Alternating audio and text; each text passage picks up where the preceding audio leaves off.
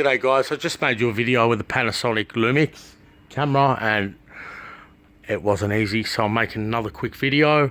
Okay, the ducts don't go anywhere, even with the tray on. Okay, so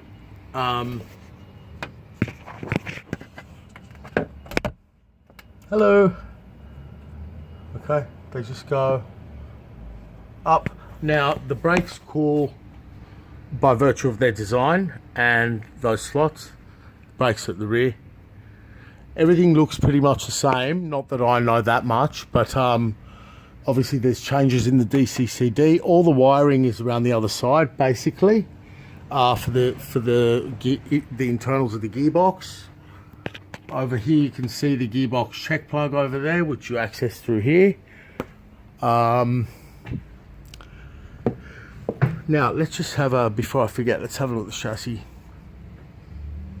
What have they done to improve? How have they improved the narrow offset? It's all here. It's quite a car. There's a, what's that? That's plastic. That's all their underbody stuff. Now if I come down like this, you can see how complex these cars really are. Subaru make, like, they're used to it and they pump them out all day, but there's a lot of bolts going on under these cars. Okay, this is an STI, but every Subaru, it's got double the bolts of another car. In fact, it's got double the parts on the engine. So there's the lower control arm. Steering rack looks the same. Sway bar links look the same. The sway bars could be thicker by the feel of the car. I wonder if this belt will squeal. That's a stretch fit belt. That's adjustable and it's adjusted very, very tightly. Mine would always squeal even after I adjusted it. I was surprised to take up so much slack here. Today you can see I just gently close them and you can see how far they've moved. These cars require tightening, gentle tightening. The only thing that wouldn't get tighter was the exhaust system. What was I going to talk about back here? Oh, there's the diff temp. Do the exhausts look the same to you guys, or are they different? I'm not sure. So same size tyres all around, which is obvious, but seeing all these German cars come in with the big fat tyres on the rear, it's just like, ugh. So there's the engine mounts. They're quite conservatively closed. On my last one, this nut was completely loose from the factory. There's the bottom of the water pump, like all Subarus. They vary in design, but you'll see that around for 20 plus years. There's your double overhead cam timing belt, earth leads. Over here you've got washer tubing. So composite stuff here. Oh God, has this been videoing? Yeah. Composite stuff here. They said they're saving weight at the front, but not much really to discuss here. There's the inverse shock, and I'll try and get you up here to the spring.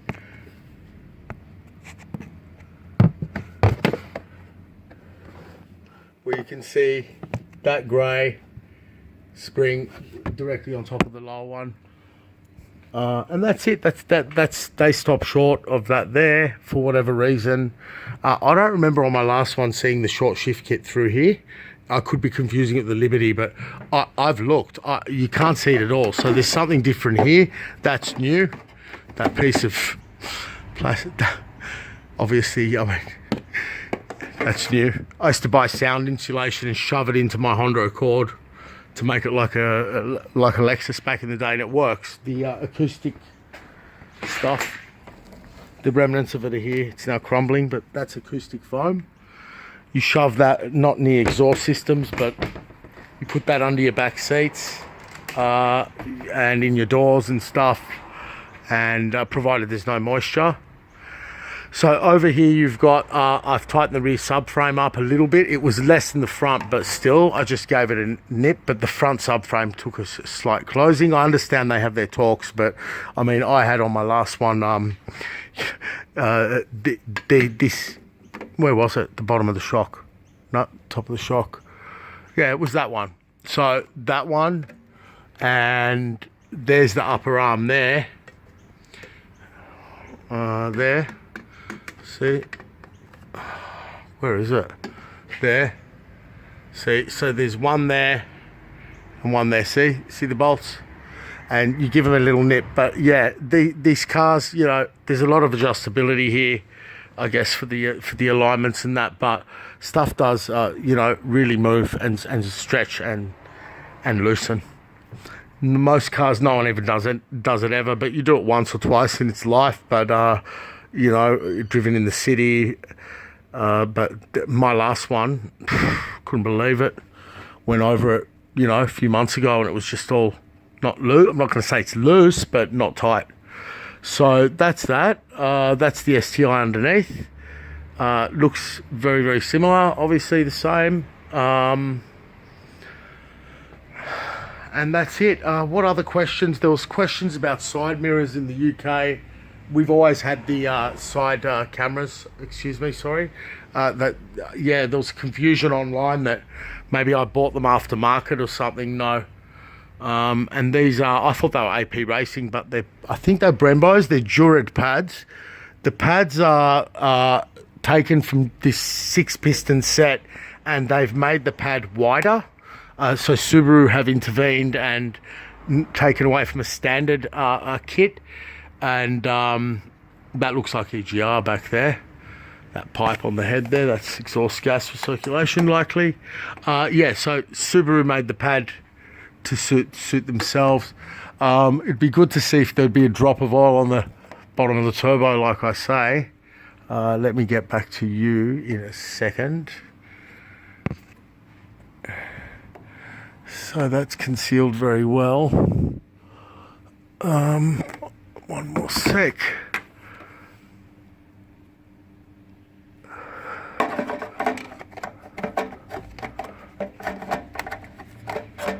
What a tight, very, very tight. So let's have a look. When you get the blow-by, it comes streaming down here. Okay, I can see the oil return hose. No, that can't be an oil return hose. Hang on. Anyway, I won't bore you. I'll just take one look from here. And absolutely no line of sight with the shields. There we go. Okay. Okay, no, I can't see anything at the moment. So that's that. I've rechecked my tyre pressures. You know, it's difficult to get them right with equipment, and my equipment and everything seems to vary, you know, all the time, you know. But be careful with those gauges. Get your own little mechanical, you know, or digital little checker. Yeah, that's the handbrake there. This is the level sensor. It only has one. Typical, absolutely typical. That's all they need, you see. It's all in the maths. It's one side. Where are we over here? Come around this one.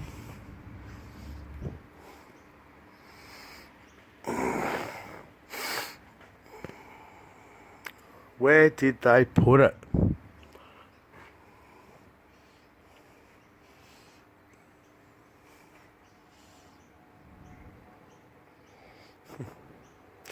Okay, I'm beginning to bore you guys. Where's my ride sensor? Whatever you call it. Level. Okay, so they just used the one at the back. I doubt it. No? Yeah, no. Anyway, they've got the idiosyncrasies, these cars, I'll tell you that. That's your AVIX, or whatever they choose to call it. That's the VTEC over there. Oil filter. You've got a... here's the unequal length. The headers meeting each other, going up into the turbo. Got one catalyst, two catalysts, O2 sensor, and normally the other ones here. O2 sensors, they're 2 or 3? 2.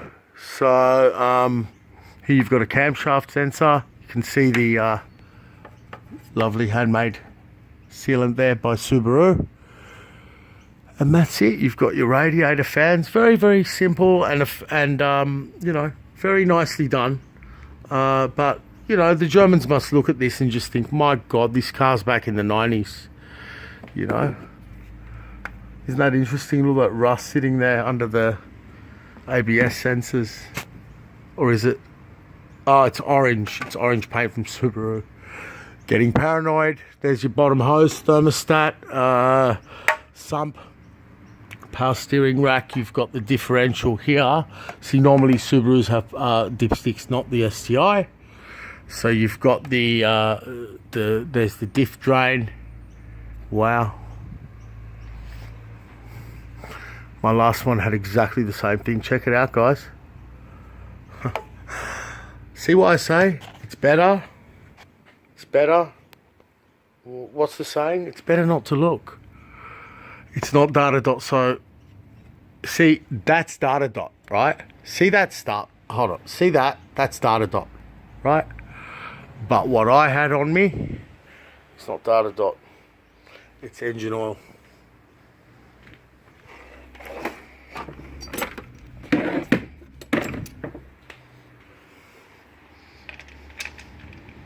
Oops, wrong one.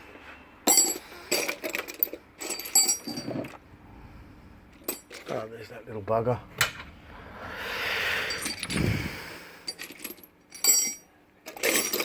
So the Subaru tool I've got is up here from memory.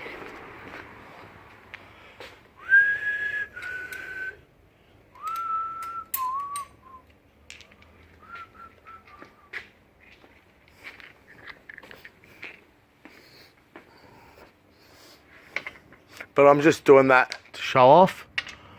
I'm not actually going to go over it because I'll make it leak worse possibly. So that's it there. That's a T70.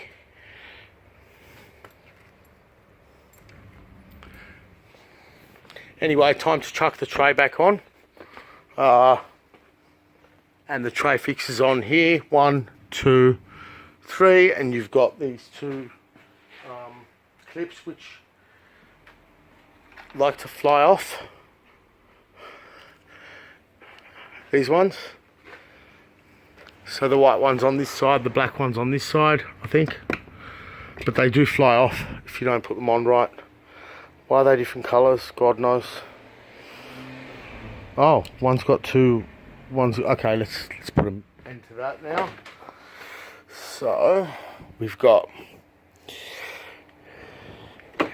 Okay, I'll just get it right in case I made a mistake.